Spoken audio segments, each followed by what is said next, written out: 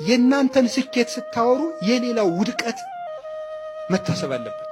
እግዚአብሔር ይመስገን። አሁን ያልተሳካለት ሰው ጋር ሆናችሁ ስታወሩ ራሱ መጠንቀቅ አለ። እኔ እግዚአብሔር ይመስገን በቀላሉ አንብቤ የምረዳ ሰው ነኝ አይባልም ከሰው ማለት።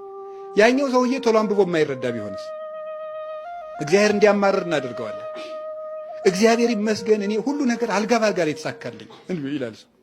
ሌላው ጉጻጉጽ የሆነበት ውጣ ውረድ የሆነበት ሰው ሲሰማስ አይረበሽም? ይረበሻል።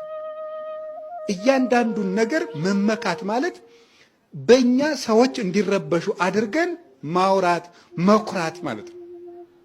እኔ ሰው የሚወደኝ ሰው ነኝ ማለት ትምክት ነው። ይሁሉ ሰው ሁሉ ይወደኛል። እግዚአብሔር ይመስገን። ይቺ እግዚአብሔር ይመስገን ሁለት አይነት ናት።